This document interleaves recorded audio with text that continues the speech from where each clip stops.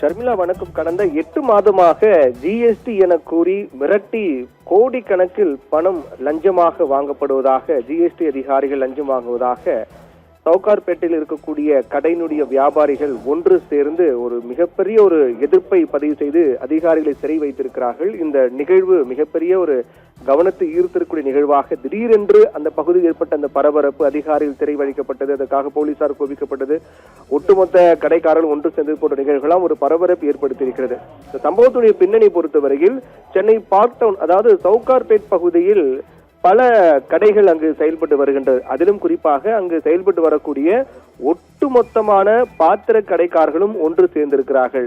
காரணம் என்னவென்றால், கடந்த 8 மாதமாகவே இந்த பகுதியில் இயங்கி வரக்கூடிய கடைகளுக்கு வாடிக்கையாக வரக்கூடிய ஜிஎஸ்டி அதிகாரிகள் சிலர் ஏதாவது ஒரு கணக்கை காட்டி 5 லட்சம் 10 லட்சம் என பில்லை தீட்டி வசூல் செய்வதாக வியாபாரிகள் குற்றம் சாட்டுகிறார்கள். பில் இல்லாமல் இன்னும் பல லட்சம் ரூபாய், 50 லட்சம் ரூபாய் வரையிலாம் கூட வசூல் வேட்டை செய்வதாக அவருடைய குற்றச்சாட்டையும் வேதனையும் பதிவு செய்கிறார்கள். தனிப்பட்ட முறையில் அதிகாரிகளை கவனிக்க வேண்டும் என்று அவர்கள் எதிர்பார்ப்பதாகவும், அப்படி ஒருவேளை தனிப்பட்ட முறையில் ஜிஎஸ்டி அதிகாரிகளை கவனிக்க தவறினால் நள்ளிரவு என்று கூட பாராமல் வீட்டுக்கே வந்து ரெய்டு நடத்துகிறார்கள் என்றும், ஏதேனும் தேவையற்ற ஏதேதோ காரணங்களை எல்லாம் சொல்லி வங்கி கணக்கு முடக்குவதற்கான நடவடிக்கை மேற்கொள்வோம், கடைகளுக்கு சீல் வைப்போம் என்றெல்லாம் பகிரங்கமாக மிரட்டுகிறார்கள் ஜிஎஸ்டி அதிகாரிகள் என்ற குற்றச்சாட்டை அந்த பகுதியில் பாத்திரக்கடை நடத்தி வரக்கூடிய ஒட்டுமொத்த வியாபாரிகளும் ஒரு சேர குரலில் அவர்களுடைய குற்றச்சாட்டை முன்வைக்கிறார்கள். இதனால் வேற வழி இல்லாமல் நாங்கள் இத்தனை மாத காலமாக பயந்து போய் அவர்கள் கேட்கக்கூடிய தொகையை நாங்கள் கொடுத்து கொண்டே வருகின்றோம். ஒட்டுமொத்தமாக ஒரு 5000க்கும் மேற்பட்ட கடைகள் அங்கு இருக்கின்றது சவுகார்பேட் பகுதியில். அது ஒட்டுமொத்த பாத்திரை கடைக்காரர்களும் ஒன்று சேர்ந்துதான் இந்த எதிர்ப்பு குரலை முன்வைத்திருக்கிறார்கள். அதாவது சரியாக ஜிஎஸ்டி கட்டினால் கூட ஏதாவது ஒரு காரணத்தை சொல்லி மிரட்டி பணம் கேட்கிறார்கள் என்றும், அதே போன்று வேறு வழியில்லாமல் நாங்கள் பயந்து போய் இந்த பணத்தை நாங்கள் கொடுக்கின்றோம் என்றும் அவர்கள் வேதனையை முன்வைத்திருக்கிறார்கள். அதேபோல் மிரட்டி நாங்கள் வரி கட்ட தயாராக, அனைத்து சட்டத்துக்கும் உட்பட்டு ஜிஎஸ்டி வரி கட்ட சரியாக அதை முறைப்படி கட்டுவதற்கு நாங்கள் தயாராக தான் இருக்கின்றோம். ஆனால் அங்கு வரக்கூடிய ஜிஎஸ்டி அதிகாரிகள் ஏதேதோ பொய் காரணங்களை சொல்லி கூடுதல் பணம் லஞ்சமாக கேட்கிறார்கள். ஏன் லஞ்சம் வாங்குகிறார்கள்?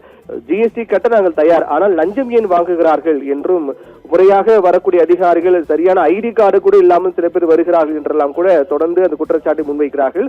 இது இன்று நேற்று அல்ல, ஆனால் 8 மாதமாகவே இந்த பிரச்சனை என்பது மிக தீவிரமாக இருந்திருக்கிறது.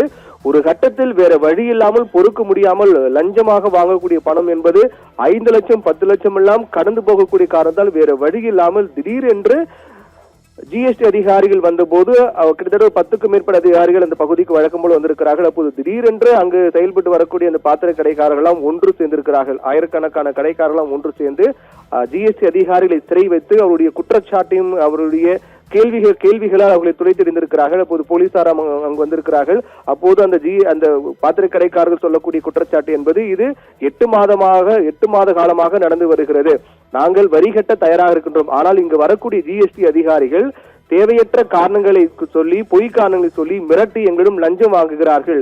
இது ஏன் இந்த நிகழ்வு நடக்கிறது? இது உடனடியாக தடுக்க வேண்டும். நாங்கள் பலமுறை இது தொடர்பாக உரிய புகார் கொடுத்தும் கூட நடவடிக்கை எடுக்கவில்லை என்ற குற்றச்சாட்டை தான் முன்வைக்கிறார்கள். அப்படி வழக்கமாக வரக்கூடிய அதிகாரிகள் நேற்றைய தினம் வரும்போதுதான் திடீரென்று சிறைபிடிக்கப்பட்டு இது போன்ற ஒரு ஒட்டுமொத்தமாக ஒன்று சேர்ந்து எதிர்ப்புகளை பதிவு செய்திருப்பது என்பது கவனத்தில் இருக்கக்கூடிய ஒன்றாக மாறி இருக்கின்றது. ஷர்மிளா,